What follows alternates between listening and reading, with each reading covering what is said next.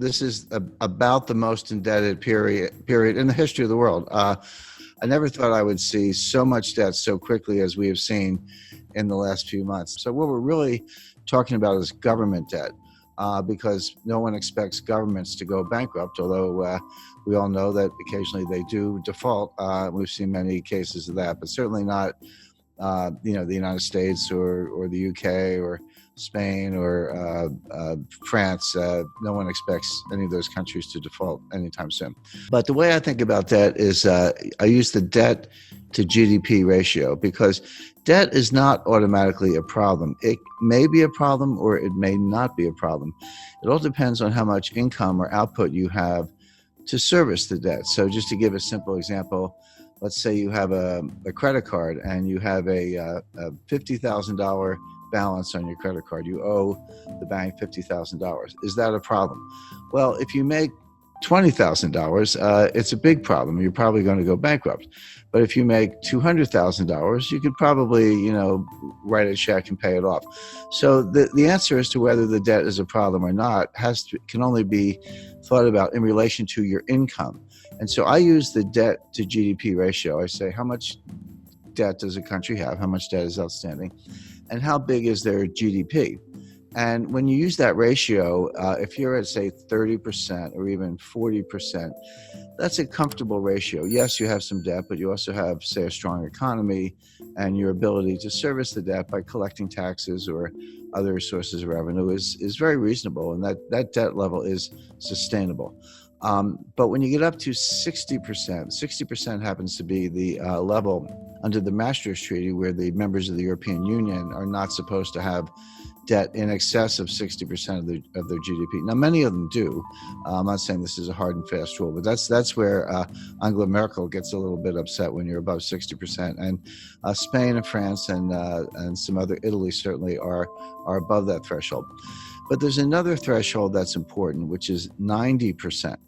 And 90% comes out of the research of Ken Rogoff and Carmen Reinhart. And what they've shown in developing markets, developed markets throughout the 20th century, recently, in the distant past, no matter where they look, once a country gets above 90% debt to GDP, a couple things happen. Number one, debt is no longer productive. The idea of borrowing is I'll borrow $1. I'm going to do something with that money. Huh? Yeah, I'll borrow the $1, I'll spend the $1, but I'll get $1.20 of GDP because, I'll spend it on something, but then the recipient, he'll spend it, and then someone else will spend it. And by what's called velocity, or the turnover of money, you'll actually get more than you borrow. That's Keynesian economics, very simplified version of it. But what Rogoff and Reinhart have shown is once you get past 90%, that's no longer true. You borrow $1 and you spend $1, but you might only get 90 cents or 80 cents of GDP. In other words, you reach a point where you cannot borrow your way out of debt. You cannot borrow your way to get enough productivity to get out of debt. And then you're sort of in a doom loop or a death spiral. Well, I mentioned 30% is comfortable, 60% is a problem in Europe, 90% is this critical threshold. The United States today is at 106%. But we are very rapidly moving to 120%. When you take the additional $5 trillion of new deficit spending that the Congress has approved and put that on top, and bear in mind, the GDP has gone down, right? So your denominator is shrinking, your numerator is going up, which means the fraction is going up, and now the debt is well in excess of 100%. It's actually coming into 120%. So all of a sudden, the United States starts to look like Italy, or for that matter, Lebanon or Japan, which is the highest of all. Now, the modern monetary theorists, MMT, modern monetary theory, whom I completely disagree with. I know a lot of them. I know Stephanie Kelton. She's a big brain. She's one of the thought leaders. She has a new book coming out. They say, so what? They say it doesn't matter. That you can take your debt to GDP ratio to not only 100%, but 200%, or in theory, even 300%. It just doesn't matter for two reasons. Number one, you can always print the money to pay off the debt. By the way, everything I'm talking about does not apply if you're borrowing in a different currency. If you're Argentina and you print pesos, but you're borrowing in dollars, that's a problem because you can't print dollars. But of course, the United States can print dollars. The ECB can print euros. Bank of Japan can print yen. And if that's the currency of your debt, just print up the money. What's the problem? And they have other solutions. If inflation starts to take off, just raise taxes. I'm not so sure about that.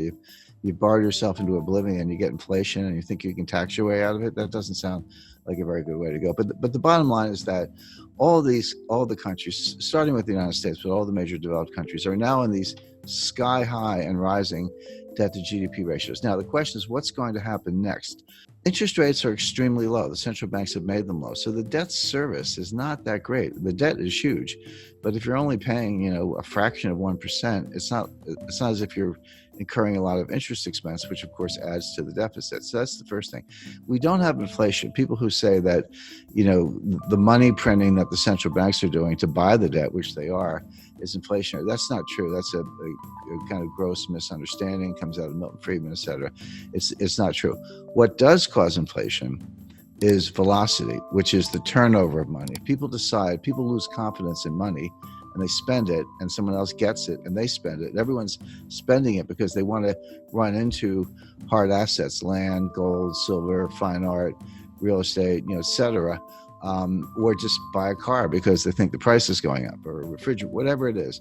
If you get that kind of velocity, inflation can happen very quickly. And we saw this in the late 1970s. So the real warning is not that any of these countries are going to default on their debt. They're not going to default on their debt because they can print the money.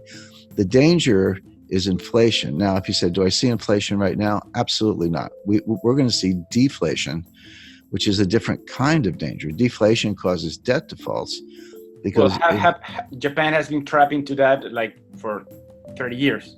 Yeah, and Japan's been in a depression, in my view, since 1990. My view, the U.S. has been in a depression since 2007. We're in our second lost decade. Japan's entering their fourth lost decade. But it's as if all the countries in the world are getting more and more like Japan. I had a meeting with Saki Kibara-san. He was very famous in the 1980s. He was known as Mr. Yen. He was an assistant finance minister in Japan, but he was called Mr. Yen. But very smart guy, very nice guy. And I confronted him on this. I said, Saki Kibara-san, your debt keeps going up and your debt to GDP ratio is sky high and your GDP is kind of flat. And he said, yes, but you're missing one thing. He said, our population is going down, which is true. So on an overall basis, they're flat, but on a per capita basis, their GDP is actually outperforming. So I said, so the logic of that is someday there'll be one person left in Japan and she will own the entire country and be the richest person in the world.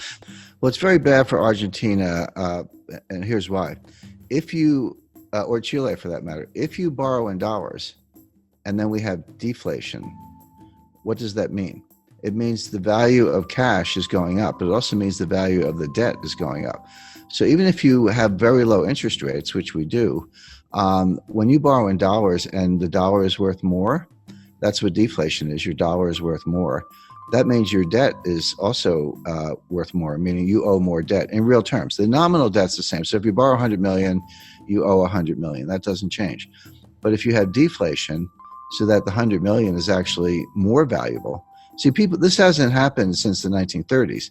People don't understand. No one alive has really lived through a strong deflationary period. A lot of us have experience with inflation. We had it in the United States in the late 70s, and you're right, Argentina's had it on multiple occasions, and we can name other countries. People have a sense of what to do in inflation, but no one alive has experienced serious deflation since the 1930s. And if you did, you're 95 years old today. So people don't really understand it. But one of the things it does, it makes the real value of debt go up. So in real terms, you owe more money. So if you were in trouble to begin with and you borrowed money to get out of trouble, but the value of the debt goes up, now you owe more money. Now where do you stand? It may not show up in interest payments, but every dollar becomes more and more difficult to get. The dollar's worth more. So what it means is that you see a strong dollar. Now, your local currency could be weaker against the dollar. That's true. That could help exports. It could help tourism. So, there's no tourism right now. There's Yeah, not going to be more tourism. well, you make a good point. There is no tourism today. I'm on a mountain, and you're in a home or studio or someplace. So right, there's no tourism going on today. But assuming it comes back next year, if you have a really strong dollar, in theory, an American could, or European for that matter, could look at Argentina. I've been to Argentina many times. It's one of the most beautiful countries in the world, and nice people, great restaurants. So, but it could look kind of like a bargain to somebody with a very strong currency. Sure. But that's not really Argentina's problem. Argentina needs more high-tech industry, more high-value-added industry. It needs to break out of what's called the middle income trap, where you get to a certain point, but you can't get past that point because you can't just do it with assembly style manufacturing jobs. You need high value added jobs. You need technology is what you need. And all the developed economies are facing the same issue. That applies to all of Latin America, Chile, Mexico, Colombia. Correct, but it applies to most of Asia as well. This is China's problem. China's not going to continue the kind of growth we've seen over the last 20 years because they've used up that. When I studied development economics in the 1970s in graduate school, and we used to think that the hard part of development economics was getting from low income to middle income. And then we say if you get to middle income, it's a straight path to high income. Turns out that's not true.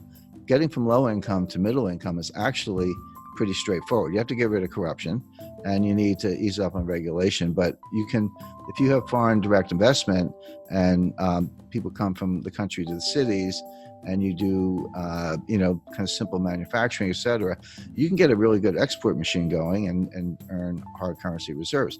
So that part's easy. The hard part is getting from middle income to high income, because it turns out you can't just do more of the same. You actually need more high value added. You need technology today, and that's what I would advise every country to be working on, including Argentina, where the Argentina has a very very highly educated workforce. I mean, Argentina would be a good case to why don't we make iPhones in Argentina instead of China, and we're going to bust up. The United States is going to bust up the supply chain to China. We're going to shut over time. Won't happen overnight, but we're going to pull those factories out or shut them down and move them elsewhere. So the question is, if I were advising any developing economy, I would say, how can I become a supplier to the United States? If they're going to get rid of China, which we are for a lot of reasons, I'd want to be in the list. And we're actually looking at Jordan as a country that could make cell phones.